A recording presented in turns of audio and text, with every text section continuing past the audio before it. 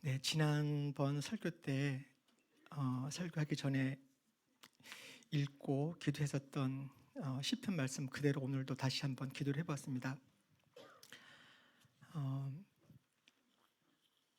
하나님께서 오늘 우리에게 하시는 말씀이 있을 것 같습니다. 이 시편 말씀을 기초로 기도를 했습니다. 오늘 설교 제목은 고린도에서 2 부제로 예수가 그리스도이심이라고 붙여보았습니다. 본문은 사도행전 18장 전체고요. 암송 구절은 지난번 설교와 동일합니다. 단지 예수가 그리스도이심 이것만 더 추가되었습니다. 어렵지 않죠? 네. 사도행전 전체가 하나님의 선교 이야기입니다. 그 중에 오늘 메시지의 주제는 전도에 초점을 맞추고자 합니다. 오늘 등장하는 인물들을 통해서 하나님께서 전도에 대해 우리 각자에게 하시는 말씀을 듣는 시간이길 축복합니다. 지난번에는 18절까지 읽었죠. 그래서 오늘은 19절부터 28절까지만 교독하겠습니다.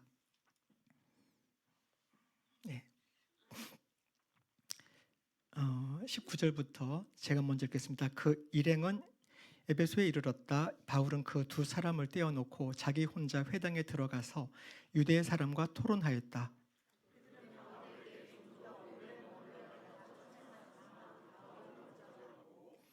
하나님의 뜻이면 내가 다시 돌아오겠습니다 하고 작별 인사를 한 뒤에 배를 타고 에베소를 떠났다.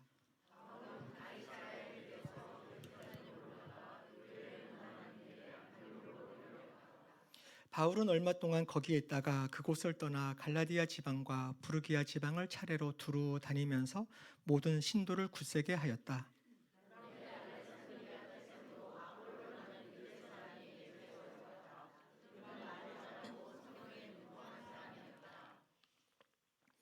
그는 이미 주님의 도를 배워서 알고 있었고 예수에 관한 일을 열심히 말하고 정확하게 가르쳤다. 그렇지만 그는 요한의 침례밖에 알지 못하였다.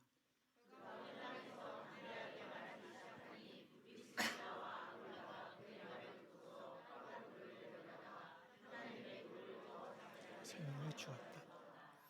아볼로는 아가야로 건너가고 싶어 하였다. 그래서 신도들이 그를 격려하고 그쪽 제자들에게 아볼로를 영접하라고 편지를 보냈다. 그는 거기에 이르러서 이미 하나님의 은혜로 신도가 된 사람들에게 큰 도움을 주었다. 성경을 가지고 예수가 그리스도이심을 증명하면서 공중 앞에서 유대 사람들을 힘있게 농박하였기 때문이다. 네. 바울은 아테네 선교 사역에서 실패하고 지쳐서 심신이 지친 상태로 고린도에 들어왔습니다. 고린도에서도 사명을 따라서 전도를 하고 해보지만 두렵습니다. 거기다가 유대인들의 그 적극적인 반대를 직면하고 나니까 아주 심하게 낭망이 되었습니다. 우리도 신앙생활을 하다 보면 그런 상황에 처할 때가 종종 있습니다. 낭망하고 지치고 그만 포기하고 싶고 이럴 때가 있습니다. 예수님은 그런 상태의 바울을 회복시키셔서 그리고 이제까지 방문했었던 어떤 도시보다도 가장 오랜 기간 고린도에 머물게 하십니다. 그리고는 고린도에서 교회를 세워가게 하십니다. 예수님이 무슨 말을 하셨을까요? 우리가 낙심될 때는, 낙심되고 지칠 때는 우리는 무슨 말을 듣습니까? 누구로부터 이야기를 듣습니까? 예수님이 직접 말씀하시는 바울을 붙드셨던 그 말씀, 그리고 우리를 붙드시고 위로하시는 이 말씀을 우리는 들어야 되겠습니다. 암송 구절이죠. 무서워하지 말아라. 잠자코 있지 말고 끊임없이 말하여라. 내가 너와 함께 있으니 아무도 너에게 손을 대어 해하지 못할 것이다. 이 도시에는 나의 백성이 많다. 두려워하지 마라. 무서워하지 마라. 무서워했다는 거잖아요. 잠자코 있지 마라. 침묵하고 있었다는 거잖아요. 그죠? 더 이상 말하고 싶지 않았던 거겠죠. 바울도. 그러니까 끊임없이 말하라고 예수님은 말씀하십니다. 그러면서 약속도 해주시죠. 내가 너와 함께 있다. 아무도 너에게 손대지 못할 거야. 이 도시에 내 백성이 많아. 이걸 알려주십니다. 예수님은 계속해서 이 도시에 머물러 하고 이야기합니다. 그리고 끊임없이 말해라, 끊임없이 전도해라, 끊임없이 사역해라 라고 알려주십니다. 그러면서 약속도 주시고 주님의 위로와 그리고 방향, 어디로 가야 되는지, 무엇을 해야 되는지 그런 구체적인 인도하심도 베풀어 주십니다. 이 모든 것들이 하나님 하시는 거죠. 하나님께서 하십니다. 선교도 그러하고요, 교회도 그러하고 그런 것 같습니다. 하나님의 때에 펼쳐질 것들을 믿고 결과는 우리가 책임지는 게 아닌 것 같습니다. 우리는 과정을 믿음으로 살아가는 것, 그게 우리의 몫인 것 같습니다. 그 결과 바울은 1년 6개월 동안을 그 고린도에 머물게 됩니다.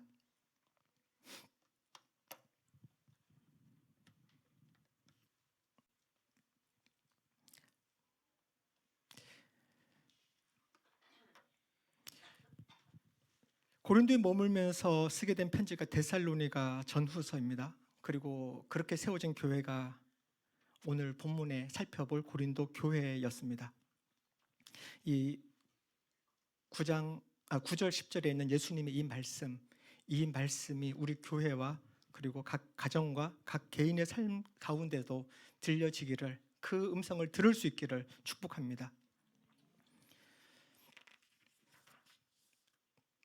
지난번에는 고린도라고 하는 그 도시에 대해서 자세하게 알아봤었는데요. 오늘은 고린도 교회에 대해서 알아보겠습니다. 이렇게 바울이 이렇게 1년 6개월 동안 있으면서 세웠던 이 고린도 교회. 우리가 흔히 초대교회를 본받자, 초대교회로 돌아가자, 초대교회 정신을 회복하자, 이런 말들을, 이런 구호들을 종종 하기도 하고 그리고 또 종종 듣기도 합니다. 사도행전 3장과 4장에 나오는 예루살렘 교회의 그 이상적인 모습들을 보면은 저도 그런 구호에 동의합니다. 저도 그런 말 많이 했었고요. 교회가 지향해야 할 이상적인 모습이라고 생각합니다. 근데 그런 예루살렘 교회에도 많은 사람들이 제자로 들어오면서 그리스 말을 하는 유대인들과 또 히브리 말을 하는 유대인들 사이에 갈등이 생기죠. 그리고 그 갈등을 해결하기 위해서 사도들은 그리스 말을 하는 사람들 중심으로 7 집사를 세웁니다. 시간이 흘러서 사도들과 무명의 크리스찬들에 의해서 예루살렘과 사마리아와 유대와 사마리아를 넘어서서 세계 곳곳에 지금 교회들이 세워지고 있습니다. 저희는 이제 사도 바울의 이 선교 여정을 따라서 곳곳에 세워지는 것들을 보아왔죠. 이 아름다운 초대교회, 이상향이라고도 할 수 있는 초대교회. 그런데 그 교회들의 속을 가만히 살펴보면은 마냥 아름답다고만은 볼 수 없습니다. 아니, 이게 교회라고? 교회가 이렇다면은 난 안 갈래. 손절. 이런 말을 들어도 하나도 이상하지 않을 만한 교회 모습들을 성경에서 찾아보게 됩니다. 안 좋은 교회의 모습들을 다른 지역의 교회들은 한두 개 정도씩 가지고 있는 것 같아요. 그런데 그 안 좋은 교회들의 모습들을 종합적으로 가지고 있는 교회가 바로 이 오늘 살펴보려고 하는 고린도 교회입니다. 고린도 전서에 드러나는 고린도 교회의 이 문제들을 가만히 보면은요, 이게 아주 종합판이거든요. 일부만 뽑아봤습니다. 함께 볼까요?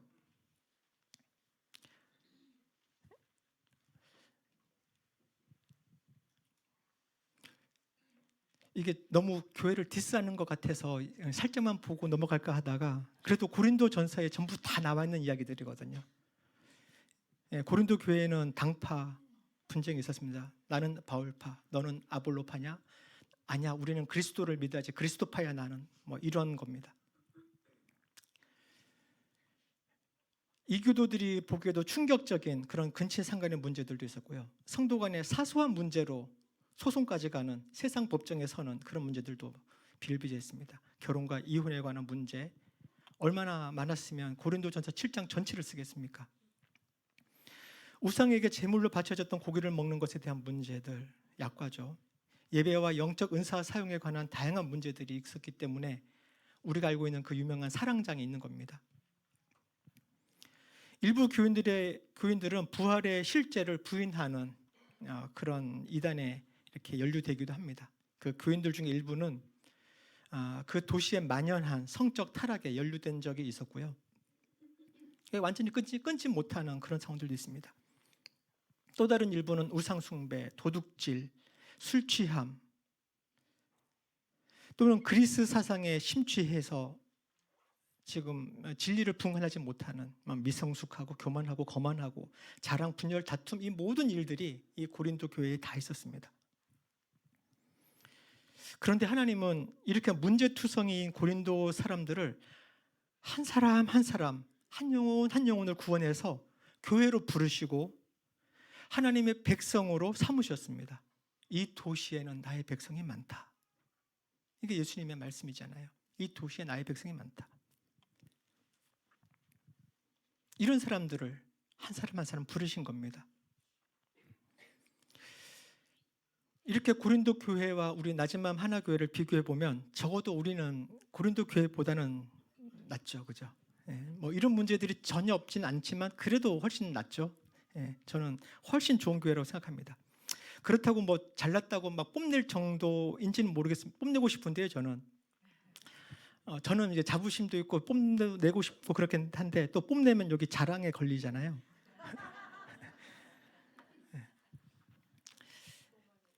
교만에도 걸리고요. 한때 저희가 그랬거든요. 아가서 1장 5절 예루살렘 아가씨들아 내가 검어서 예쁘단다. 계달의 장막 같고 솔로몬의 휘장 같다는구나. 내가 검다고 내가 햇볕에 그을렸다고 나를 깔보지 말아라. 오빠들 성화에 못 이겨서 나의 포도원은 버려둔 채 오빠들의 포도원을 돌보느라고 이렇게 된 것이다. 아가서 말씀입니다. 내가 비록 검으나 아름다우니 내가 비록 검지만 아름답다. 솔로몬이 술람미 여인을 보는 관점입니다. 검지만 아름답다. 신랑 예수님이 신부 교회를 바라보는 관점입니다. 검으나 아름답다. 예수님 우리를 보는 관점이 그래요.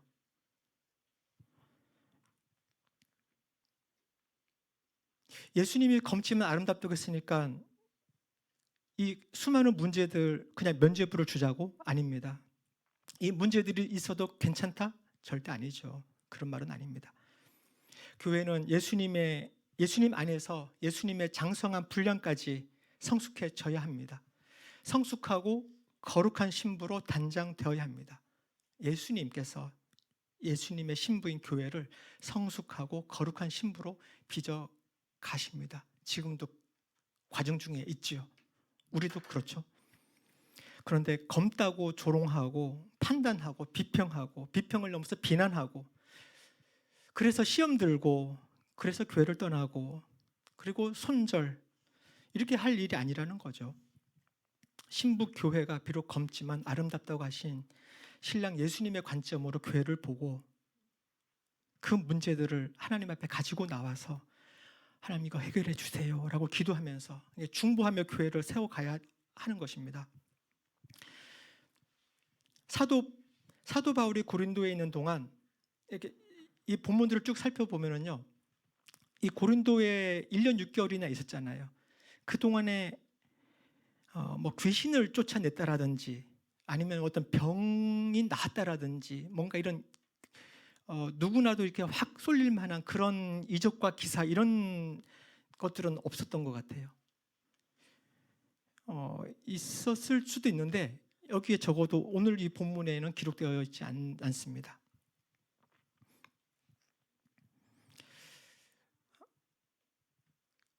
순전히 바울과 이 동역자들은 1년 6개월 동안 하나님의 말씀을 고린도 교인들에게 전하면서 그렇게 고린도 교회를 세워간 것 같습니다. 그 결과 지난번에 말씀드린 것처럼 이 바울의 서신서들을 쭉 살펴보면은 고린도 출신의 성도들, 고린도 출신의 리더들이 다른 지역보다 훨씬 더 많이 언급되고 있습니다. 이렇게 문제가 많은 고린도 교회에서 교회가 배출한 리더들입니다. 베베, 더디오, 에라스도, 구아도, 글로에, 가이오, 스데바나, 부드나도, 아가이고. 이거 말고 더 있겠죠, 그죠? 이 한 사람 한 사람들의 이름은 그냥 개인 한 명이 아니라 한 사람 한 사람이 자기 가정 교회를 섬기고 있는 그런 리더급, 그러니까 목사급의 리더들이라는 말입니다. 이 문제 많은 교회가 이런 리더들을 배출했다고요. 하나님의 백성을 하나님은 한 명 한 명 부르셨다고요. 이런 교회에서, 이런 도시에서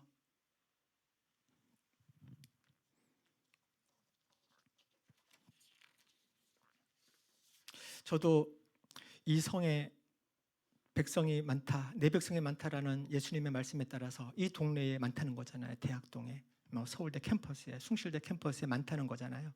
그래서 그 말씀에 따라서 누가 하나님의 백성일까 궁금해졌습니다. 그래서 그 백성을 찾아서 캠퍼스로 나가봤습니다. 캠퍼스에 전도하러 나갔습니다. 종종 갑니다. 그날은 기숙사, 서울대 기숙사 삼거리에 좀 내려가면 이제 기숙사 입구가 있는데 그곳에서 교회 소개지, 저희 뭐 청년부라든지 이런 이제 캠퍼스에 특화된 전도지이기 때문에 거기서 이제 학생들에게 나눠주기 시작했습니다.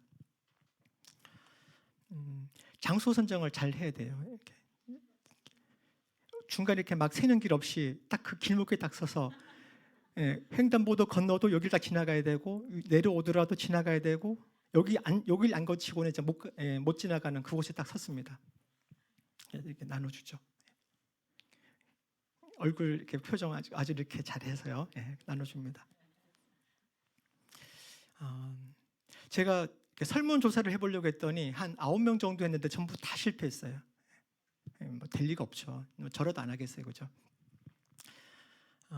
근데 혼자 있을 경우에는 그것도 가능합니다. 근데 저는 계속 실패했습니다. 근데 이거 나눠주는 이런 정도는 그래도 받아주더라고요. 제가 한 100장 정도 부리면 그 중에서 한 70명 정도 받아갔어요. 그 중에 한 남학생이 이렇게 전해주니까 이렇게 받아가요. 이러면서 가더라고요. 한 10m 정도 가더니 다시 돌아와요. 그리고는 저한테 다시 돌려주는 거예요. 뭐 돌려주기까지. 그러면서 하는 말이 자기 크리스찬이라는 겁니다. 그러세요. 할렐루야. 이러고는 이제 샬롬, 좋은 하루 되세요 하면서 이제 인사하고 갔죠. 그리고 저는 이제 계속 오는 사람 계속 왔기 때문에 점심시간 그 전후로 했기 때문에 엄청 많이 지나가거든요. 이렇게 막 나눠주고 있습니다. 한 10분쯤 지났나? 그 남학생 다시 온 거예요. 다시 와서 저한테 이걸 주는 겁니다.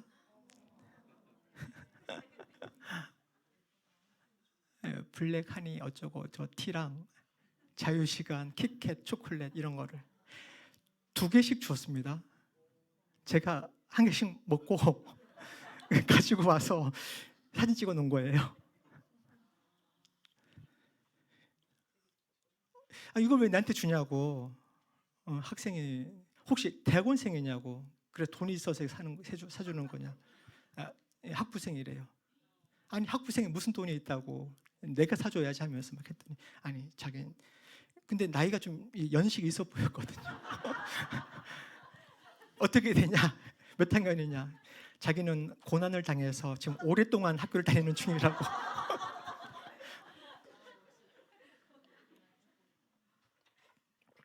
이름이 뭐냐? 이름은 비밀이래요. 그러냐고. 교회는 어디 다니냐 했더니 인원동 저기 낙선대 쭉 내려가면 그 인원초등학교 옆에 큰은혜 교회인가 있습니다. 큰 교회죠, 그죠? 그 교회를 다니고 있다고. 그럼 내가 좀 요것만 나눠주고 내가 데려다 줄게. 내려가는 줄 알고 했더니 여기에 기숙사에 볼 일이 있어서 왔다면서 제가 이걸 받아서 이걸 왜 나한테 이걸 하나님 이걸 왜 나한테 나는 이거 굳이 필요 없어도 되는데요. 제가 이런 격려 굳이 안 받아도 나는 하나님의 백성이 궁금해가지고 지금 한 명 하면 누굴까 이 사람일까 이제 찾아서 이렇게 가는데 굳이 이렇게 안 챙겨주셔도 되는데. 근데 들어와서 이렇게 문득 생각이 든 겁니다. 이걸 이 친구가 왜 나 혼자 지금 나눠주고 있는데 왜 2개씩 줬을까? 티도 2개, 자유시간도 2개, 키케도 2개. 이건 뭘까? 굳이 저는 이런 응원 필요하진 않아요.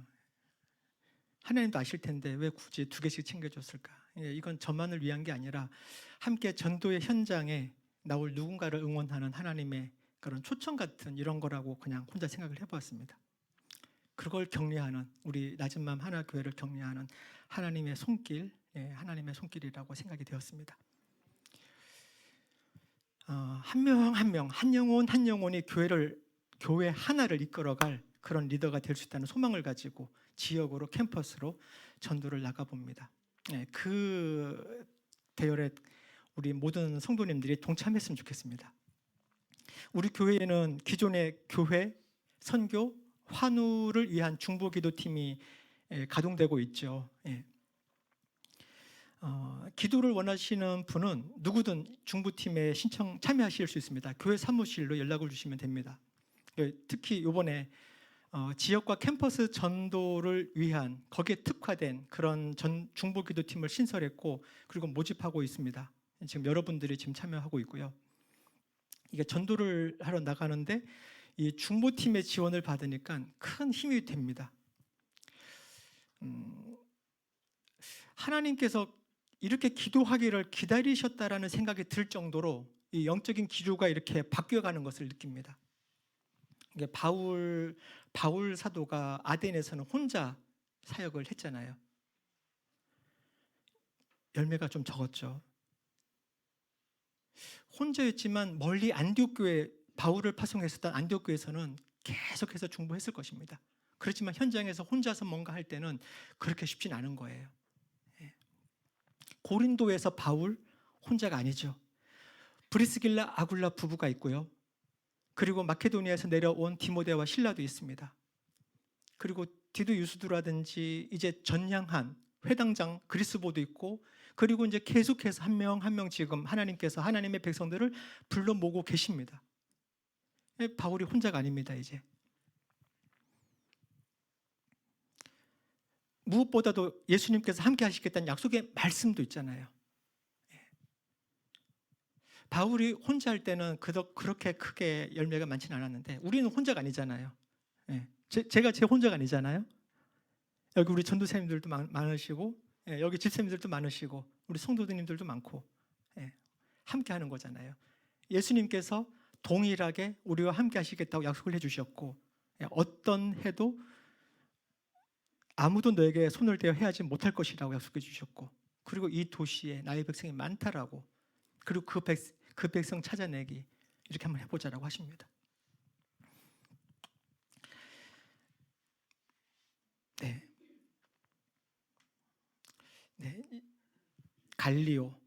갈리오가 아가야 주의 총독으로 왔습니다. 이렇게 바울과 동력자들이 열심히 사역하던 중에 총독이 바뀐 겁니다. 새로 부임했어요. 이때를 이용해서 유대인들은요, 이게 바울을 반대하는 그 유대인들은 마치 빌라도, 그 예수님 당시에 빌라도 총독을 이용해 가지고 예수님을 십자가에 못 박았잖아요. 딱 그 수를 쓰는 겁니다. 그러니까 새로 부임한 총독이 아직 상황 파악을 제대로 못했을 때, 이런 부임 초기에 여론들을 막 이렇게 붐업을 시키는 거예요. 그리고는 갈리오 총독이 뭔가 좀 당황해서 편파적으로 딱 결정을 딱 내리게끔 이제 그걸 노린 거죠. 그래서 일제히 일어나서 이 갈리오가 총독이 왔을 때 한패가 되어 바울에 달려서 이제 재판장으로 가서 고소를 해버립니다. 그리고 고소한 내용이 이 사람은 법을 어기면서 하나님을 공경하라고 사람들을 선동하고 있습니다라고 말합니다. 좀 아이러니하죠.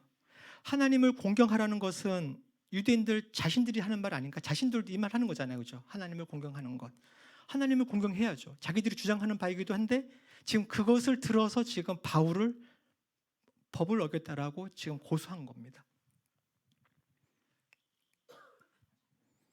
아이러니합니다.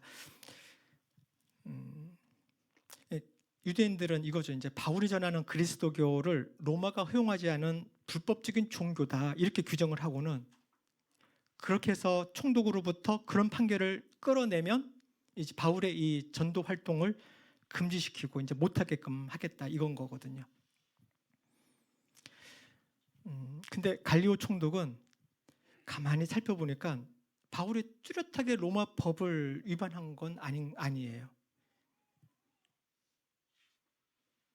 그죠? 예, 그게 14절과 15절에 나오죠. 예, 뚜렷하게 이건 뭐 특별히 뭐 로마법을 실정법을 위반한 건 아니네.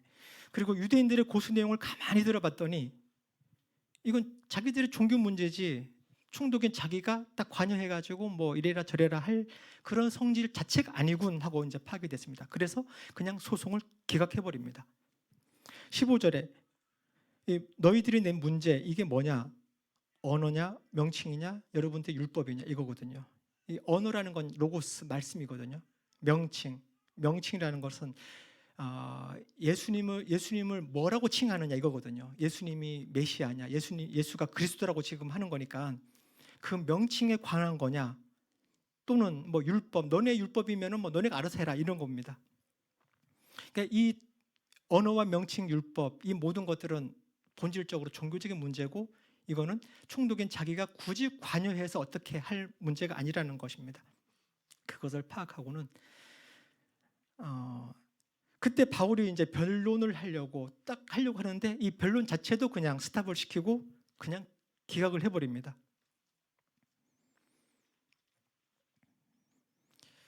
기각을 한 걸로 끝나는 게 아니라 법정을 산회시키고는 안 가고 있으니까 그냥 군인들을 동원해가지고 그냥 재판정에서 다 몰아내버려요. 예. 그리고 재판정 앞에 이제 다 웅성웅성 하고 있겠죠. 그리고는 이제 그 일에 앞장섰던 소스데네를 붙들어가지고 사람들이 막 때리고 해도 거기에 전혀 그냥 노터치입니다. 예. 이게 갈리오의 그 입장이었어요. 이 태도를 딱 취하는 것이 사실은 고린도뿐 아니라 이 아가야 일대 그리고 로마 제국의 또 다른 지역들에게까지도 굉장히 많은 영향을 주게 됩니다. 이것이 이 갈리오 총독의 기각 판결, 이 판례 이것 때문에 이때로부터 한 62, 3년 정도까지 네로 황제가 본격적으로 기독교를 탄압하기 전까지 한 10년 정도의 기간 동안은 아주 이 바울의 선교 활동뿐 아니라 수많은 크리스찬들이 무명의 크리스찬들이 전하고 하는 이 활동이 굉장히 용이해졌어요. 사실 그동안 바울이 선교 활동을 따라다니면서 이렇게 방해했던 유대인들이 있었잖아요. 근데 이 기각 판결로 더 이상 그렇게 할 수가 없었던 거예요. 공권력을 동원해서 어떻게 조작을 해보려고 해도 그것 자체가 이제 이미 갈리오 판례가 생겨버린 거거든요. 더구나 고린도 이때 이 제국의 상황은 그 한 2, 3년 전에 로마에서 추방령이 내려졌잖아요. 그러니까 이것들이 영향을 주어가지고 곳곳에 유대인들을 아주 안 좋게 보는 유대인들에 대한 민심이 흉흉한 그런 때인데 그런 상황에서 지금 이 갈리오 판례가 난 겁니다. 브리스길라 아굴라도 그 추방령 때문에 고린도에 온 건데 근데 이 판례로 말미암아서 신앙생활 하는데 한결 편해졌고 선교 활동하는데 한결 용이하게 되었습니다.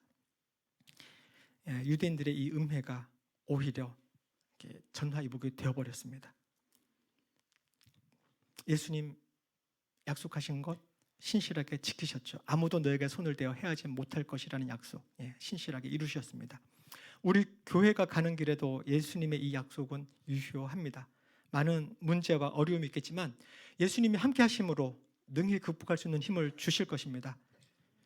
아니면 바울이 변론하기도 전에 갈리오를 통해서 그냥 기각시켜버리는 것처럼 우리가 뭔가 하기도 전에 하나님께서는 하나님의 놀라운 방법으로 그냥 그 문제를 해결해 주실 것을 저는 믿습니다. 18절에 이제 바울은 이제 1년 6개월이 지나고 고린도에서 이제 떠나야 될 때가 되었음을 알았습니다. 이제 그리고는 신도들과 작별하고 시리아로 떠납니다. 이 시리아는 안디옥에 있는 자기가 파송받았던 그 시리아 안디옥으로 이제 2차 선교 여행을 이제 마무리하고 있습니다. 그래서 이제 시리아로 가기 위해서 떠납니다. 근데 프리스길라와 아굴라가 그들과 바울과 동행하였다고 나옵니다. 잠깐만요. 이 브리스길라와 아굴라는 뭡니까? 이거 왜죠? 지금 로마에서 추방돼 가지고 온 지 이제 2, 3년 정도 돼서 이제 고린도에서 터잡고 사업도 이제 번창하고 있고 여기에서 고린도 교회를 잘 세워가고 고린도 교회에 할 일도 많고 막 이러는데 지금 느닷없이 지금 그 했던 거 전부 다 뒤로 하고 바울을 따라서 가겠다는 거 아닙니까?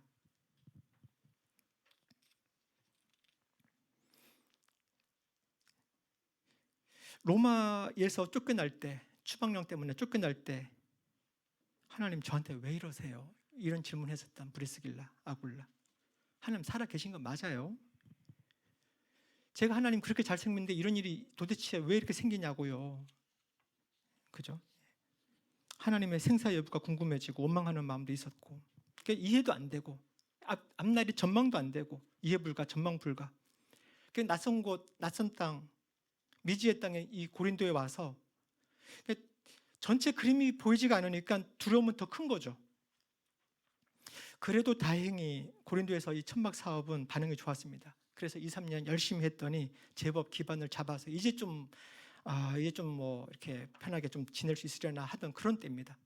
그런데 이제는 추방령 때문에 강제적으로 쫓겨난 것이 아니라 로마에서는 그렇게 하잖아요. 근데 지금은 자발적으로 바울을 따라서 고린도로 떠나는 거예요. 지금 에베소로 갑니다. 이게 무슨 일이 지금 이 브리스길라 아굴라 부부에게 생긴 겁니까? 그동안 이 부분은 사도 바울과 함께 일하며 교제하며 하나님의 큰 그림을 이해하게 되었습니다.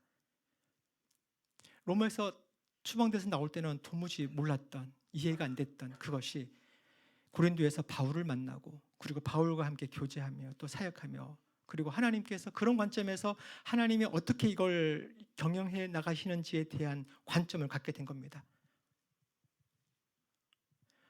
그냥 로마에 잘 살았으면은 지금 오늘의 이 고린도 교회는 없었을 겁니다. 바울은 고린도에서는 이제 완전히 지쳐서 그냥 터덜터덜 그냥 안디옥으로 갔을지도 몰라요.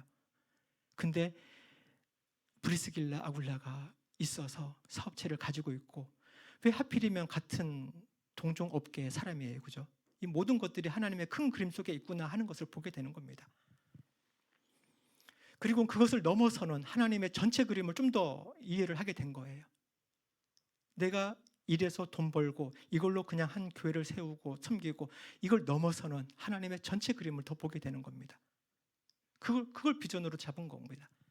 그래서 바울이 간다고 할 때 같이 따라 나선 거예요. 여기에 이제 뭐 비즈니스적으로 그러면 에베소에도 지점을 하나 내고 뭐 이렇게 여러 가지 했을지도 몰라요. 그거에 대해서 기록이 성경에 있지 않죠. 그렇지만 뭐 비즈니스적인 그런 감각으로는 충분히 생각해 볼 수 있죠. 에베소도 아시아 지역의 큰 도시고 그리고 로마와 다 연결시켜 가지고 그러면 이것을 통해서 곳곳에 있는 교회들을 곳곳에 움직이고 있는 선교사님들을 돕겠다. 이런 비전을 비즈니스 미션으로 그렇게 했을지도 모르겠습니다. 브리스길라와 아굴라가 바울과 동행해서 가는데 근데 에베소에 있고 그냥 이들은 이 에베소에 남습니다. 바울은 거기서 출발해 가지고 이제 결국은 이제 안디옥까지 다시 돌아가죠. 그렇지만은 브리스길라 아굴라 부부는 에베소 남아 있습니다. 그곳에서 아마 또다시 비즈니스를 하면서 또 교회를 세우고 섬기고 그런 일들을 하고 있었을 것입니다. 그러면서 하나님께서 어떻게 하시는지를 계속 보면서 그렇게 살고 있을 것입니다.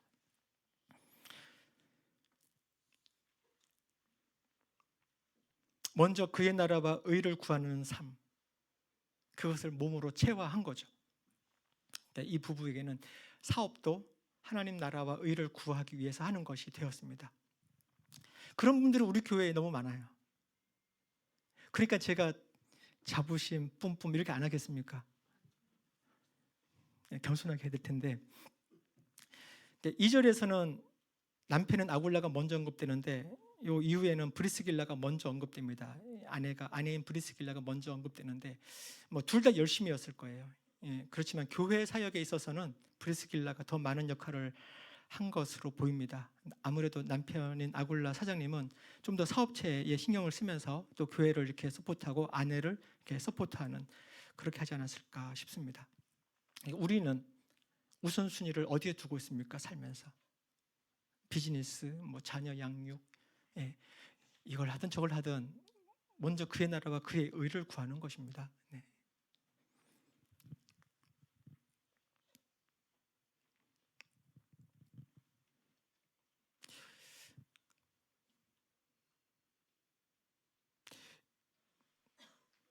이렇게 해서 2차 선교 여행은 끝나고요. 에베소에는 브리스길라와 아굴라가 남아 있습니다. 근데 그 에베소에 누가 찾아오냐면은 알렉산드리아 태생으로 아볼로라고 하는 사람이 왔습니다. 이 사람에 대한 묘사입니다. 말을 잘하고 성경에 능통한 사람이었다. 근데 알렉산드리아 태생이라고 하는 것만 봐도요, 여기에 당대 세계 최고의 도서관이 있었거든요. 그리고 성경도 히브리어에서 헬라어로 번역이 된 셉투아진트라고 하는 70인역이라고 하는, 그렇게 번역이 될 정도고, 그래서 뭐 그런 배경만 보더라도 이 사람은 아주 석학, 아주 지식인 이런 분이죠. 그리고 주님의 도를 이미 배워서 알고 있었고 열심히 말하는데 정확하게 가르치는 그런 능력을 가진 사람입니다. 근데 요한의 침례밖에 알지 못하였다라는 점이 있습니다. 그런 능력이 있었기 때문에 회당에서도 초빙해서 설교를 듣고 했겠죠. 어느 날 아볼로가 설교할 때 브리스길라와 아굴라가 들었습니다. 그 설교를. 그 말을 듣고서 브리스길라 아굴라는 2% 부족한데 이걸 알아냈어요. 따로 그를 데려다가, 저는 여기에 굉장히 많은 그 은혜를 받습니다. 따로 그를 데려다가 우리 앞에 세워져 있는 리더가 뭔가 실수할 수 있잖아요. 잘못할 수도 있고 이럴 수 있잖아요. 그럴 때 우리 어떻게 반응을 합니까?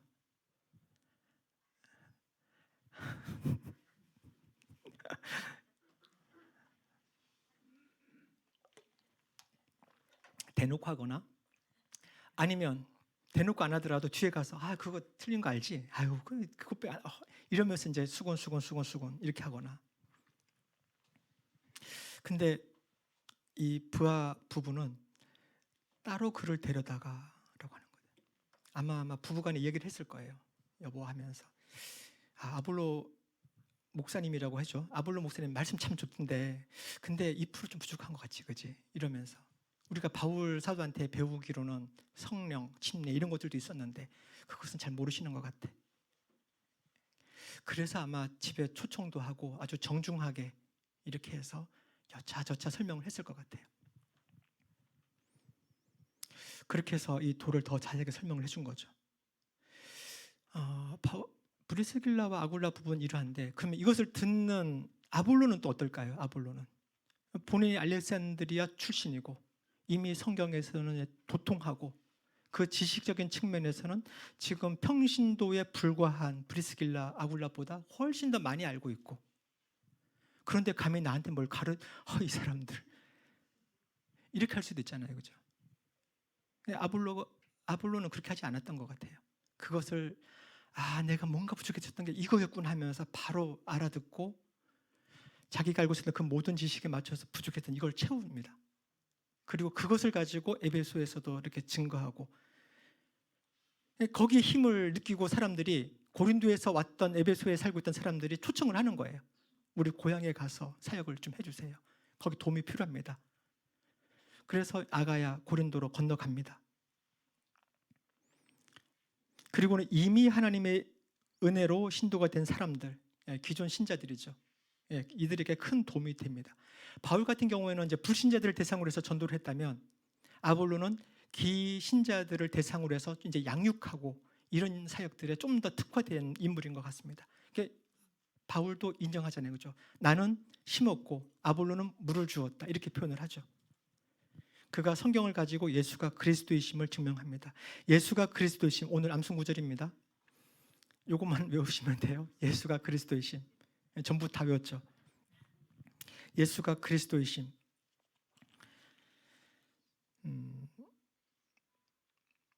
예수가 그리스도이심.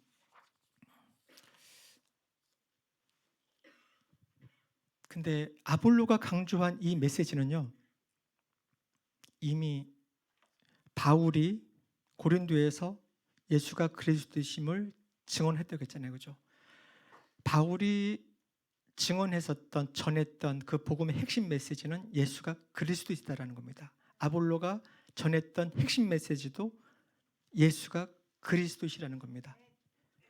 제가 캠퍼스에서 누구든 만나서 전할 메시지도 예수가 그리스도이시라는 겁니다. 우리가 지역에서 우리 가족들 안에서 누구에게든 전할 핵심 메시지는 예수가 그리스도이시라는 겁니다. 요한복음 20장, 사도 요한이 요한복음을 기록한 목적도 예수가 그리스도라는 것을 믿게 하려고 하는 겁니다. 우연찮게도 이번 주 수요일부터 창세기 요한복음 강의가 있죠. 창세기 요한복음은요, 우리 하나교회의 시그니처 강의입니다. 30년 이전부터 쭉 해왔던 것이고, 예수님을 믿고 오신 분들은 이거 할 기회가 없었을지도 모르겠어요. 근데 예수님을 믿지 않고 이 요한복음, 이 창세기 공부를 통해 가지고 예수님을 영접한 많은 사람들이 있습니다. 그것을 지금 한 번 더 이렇게 잡아서 향후 한 16주 정도에 걸쳐서 하려고 하고 있습니다. 시그니처 강의인데 다 들어야 되겠죠, 그죠? 그리고는 그 듣는 걸로 끝나는 것이 아니라 그것을 내 것으로 만들고 상정을 했으면 좋겠습니다. 내가 누군가에게 이것을 전하겠다. 가장 잘 배우는 방법은 누구에게 가르치는 거잖아요, 그죠? 가르칠 때 가장 잘 배우잖아요. 그렇게 상정을 해보고 그리고 들으면서 그다음에 또 실습도 해보고 이렇게 하면 좋겠습니다.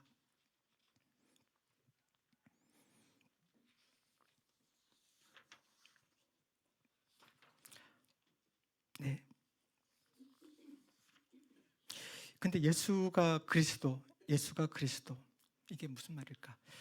그리스도라고 하는 것은 메시아라고 하는 그 히브리어의 헬라어로 바꾼 말이잖아요. 그리스도.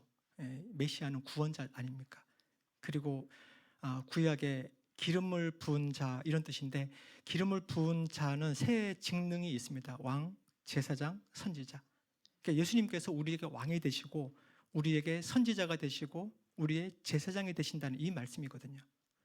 이거는 그냥 교회적으로라든지 아니면 유대인 국가적으로라든지 민족적인 것을 넘어서서 그냥 우리 각 개인에게도 예수님이 나의 왕이시고 예수님이 내가 가야 될 길을 알려주시는, 그리고 인도해 주시는 그런 선지자가 되신다는 것이고, 내 삶에 있어서 하나님과 나를 이어주시는, 중보해 주시는 그런 제사장이 된다는 그런 말씀이거든요.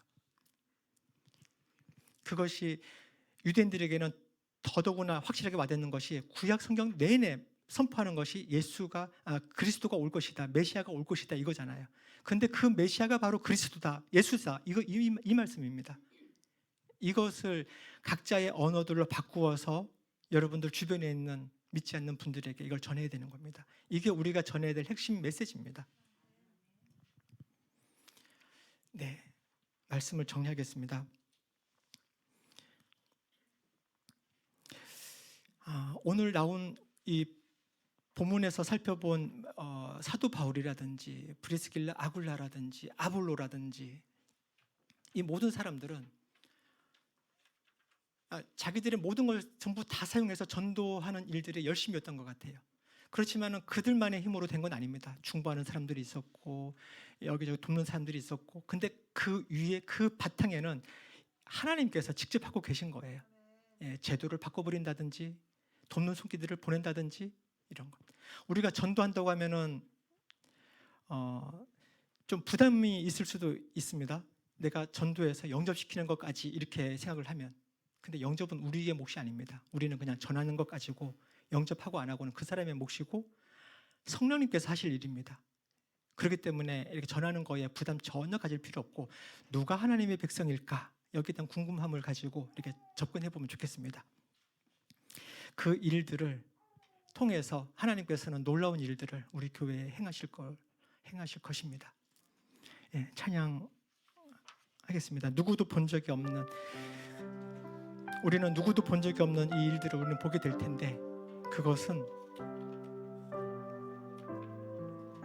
우리가 그 마음을 가지고 예수님께서 하신 그 말씀을 듣고 그 말씀을 붙들고 나가서 내 주변에 있는 사람들에게 전할 때 그 일들이 우리 앞에 펼쳐질 것이라고 봅니다.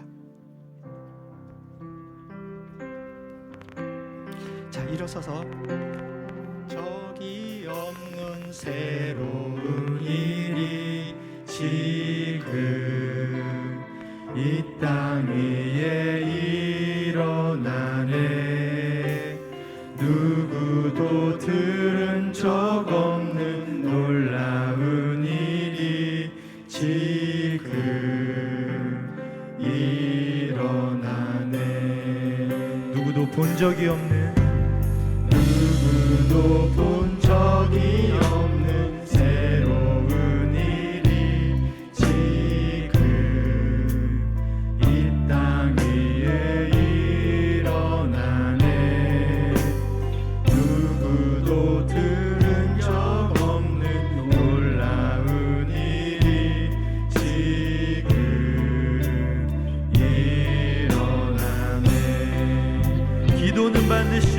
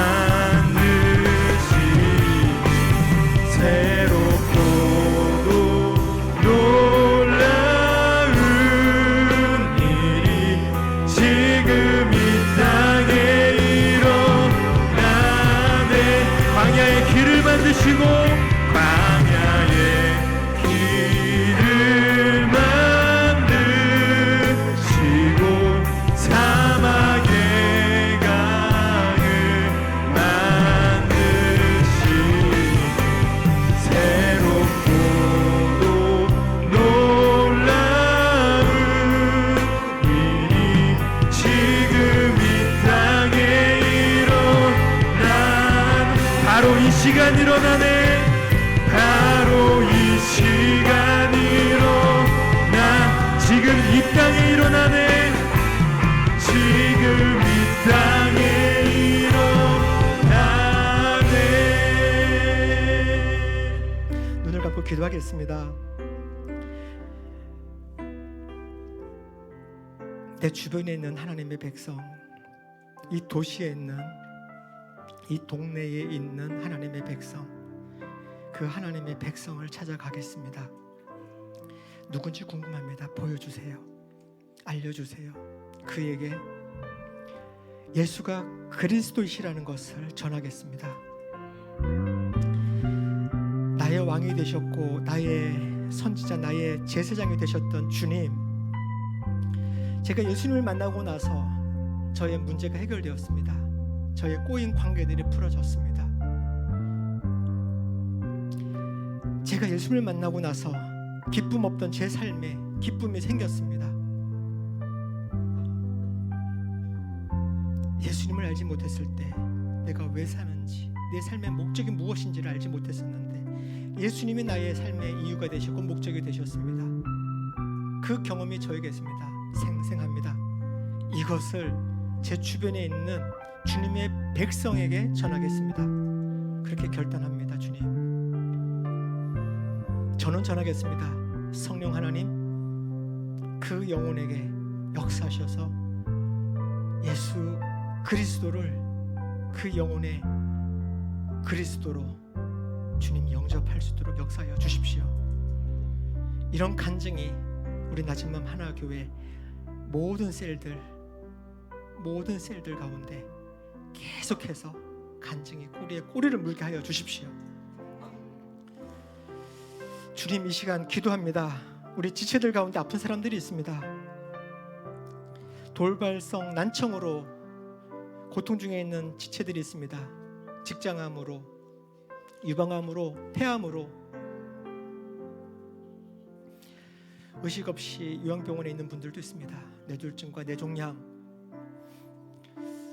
심한 기침, 담석증, 온갖 우울증과 공황장애, 이런 수많은 질병들이 우리 가운데 있습니다. 성령 하나님 임재하여 주십시오. 주님, 하늘의 신령한 것들로 우리 교회를 가득 채워 주십시오. 이 모든 질병들은 불법입니다. 주님의 몸인 이 교회에 있을 수 없는 불법입니다.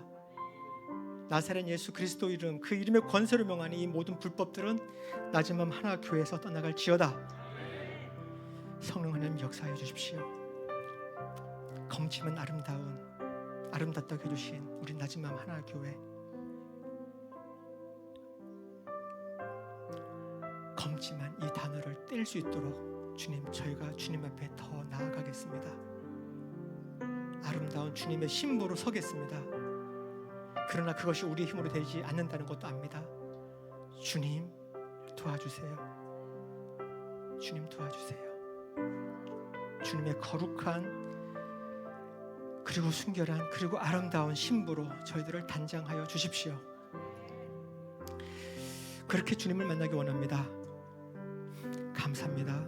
이 모든 말씀 예수님 이름으로 기도했습니다. 아멘.